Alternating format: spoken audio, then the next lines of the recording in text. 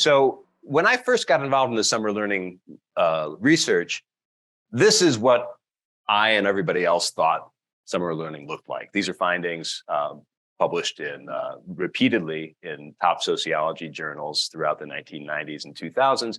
And what it describes is the progress of children in Baltimore in the 1980s. And you can see, is there a pointer here?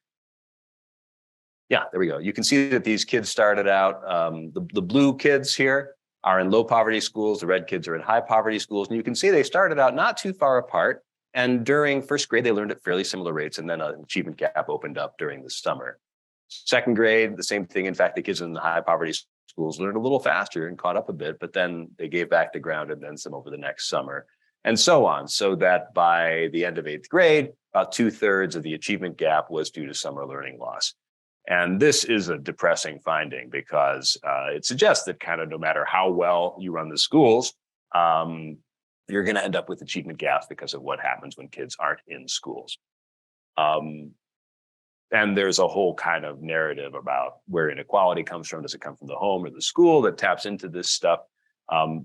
Which is all, I think, an important conversation to have. But what's important to recognize is that not all summer learning data looks like this. In fact, not a great deal does. In the Early Childhood Longitudinal Study, the graph that I showed you before was 838 kids who were tracked through 20 schools in one school district, Baltimore City.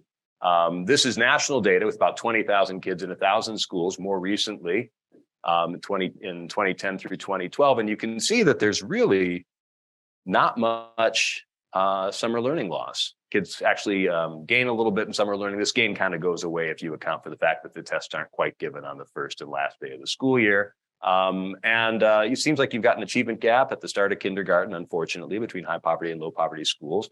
It actually shrinks a little bit during kindergarten. Kids in the high poverty schools help to catch up, but it doesn't grow during the next summer, and doesn't grow during first grade, doesn't grow during the summer after that. Really, it doesn't seem like summer learning loss is as big a problem in these data. And it really depends. It's a very sensitive result. So if you look at the MAP tests, this is a very large study, over 100,000 kids in a diverse group of districts. In the MAP tests, it does appear that, sorry, I'm just having a little trouble with the pointer here. There we go. The achievement gap does grow between kindergarten and 8th grade, but it doesn't grow any faster during the summers than it does during the school year. And the summers really seem to vary. So the summer after kindergarten, there's learning gains. The summer after first grade, there's learning losses. So it's really inconsistent and weird. And then if you use the Renaissance test, which are another popular vendor test, it's not quite the same picture here. So here I'm comparing, these are the same national federal results for the ECLSK, but then the MAP tests show these big learning losses in summer. And in Renaissance, they're more muted. Just a little bit of loss, not so much. So it really seems to depend what test you look at, how much summer learning loss you see, and whether gaps grow between high poverty and low poverty schools. So it really seems like summer learning loss is, in a sense, optional or sensitive. And I think it's important to try to understand why.